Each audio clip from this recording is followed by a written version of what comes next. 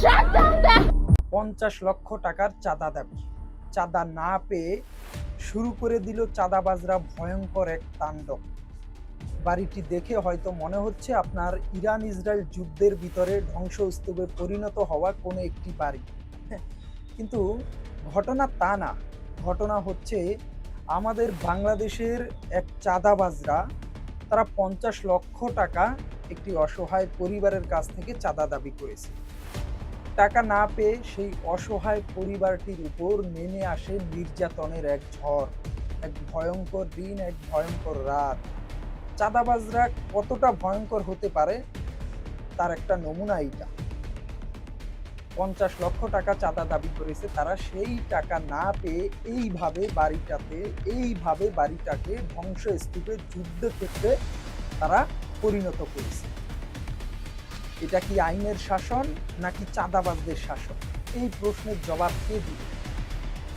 5ই আগস্টের পর থেকে আমরা দেশে যে পরিমাণ চাঁদাবাজি দেখলাম সেটা দিন দিন বেড়েই চলতেছে। কোনো দলই এই চাঁদাবাজদের দায় নিতে চায় না, না বিএনপি, না জামাত, না জাতীয় পার্টি। তাহলে চাঁদাবাজিটা করে কে? ভূত। নিশ্চয়ই কোনো না কোনো রাজনৈতিক দলের লোকেরাই তো চাঁদাবাজি করে, তাই না?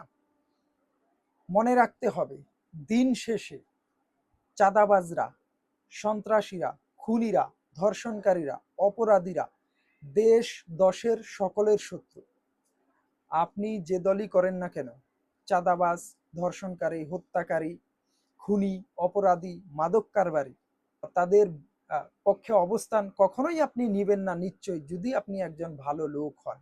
আপনি যে দলই করেন না কেন, বাট কখনোই একটা চাঁদাবাজ, একটা সন্ত্রাসী, একটা মাদক কারবারি, ধর্ষণকারী তাদের কোনো দল হতে পারে না। আমি মনে করি তাদের কোনো দল নেই। সন্ত্রাস, চাঁদাবাজি, খুনি, ধর্ষণকারী তারা কোনো দলের হতে পারে না। তারা হয়তো বা কেউ কেউ বিএনপি, জামাত, এনসিপি বিভিন্ন দলের নাম ভাঙিয়ে তারা এই অপরাধগুলো করে, কিন্তু আমি প্রকৃত অর্থে আমি মনে করি তারা কোনো দলের না, তারা অপরাধী। তারা অবশ্যই অপরাধী। সবসময় মনে রাখবেন, অপরাধীকে অপরাধীর চোখে দেখতে হবে।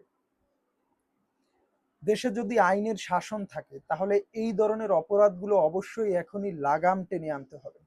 না হলে এই চাঁদাবাজির কারণেই একটা দল ব্যানিশ হয়ে যাবে, একটা দলের পতন হয়তোবা এই চাঁদাবাজদের কারণেই ঘটবে। প্রশাসনের কাছে আমাদের একটাই দাবি, দ্রুত এই অপরাধীদেরকে গ্রেপ্তার করে তাদেরকে সর্বোচ্চ শাস্তির ব্যবস্থা করা হোক। এই চাঁদাবাজদের বিরুদ্ধে এখনই যদি কঠোর অবস্থান না নেওয়া হয় তাহলে এরা ভবিষ্যতে আরো বড় মাথা ব্যথার কারণ হয়ে দাঁড়াবে এই সরকার, এই প্রশাসন, সর্বশেষ দেশের জন্য। সো আমরা চাই এদের দ্রুত বিচারটা করা হোক। আবারও বলছি, আমি মনে করি চাঁদাবাজ, সন্ত্রাসী, খুনি, হত্যাকারী, ধর্ষণকারী তারা কোনো দলের না, তাদের কোনো দল হতে পারে না। আপনারাও কি আমার সাথে একমত? তাহলে দ্রুত কমেন্ট করে জানান যে এই অপরাধীদের বিচার হওয়া উচিত। তারা আসলেই কোনো দলের না, তাদের কোনো দল হতে পারে না।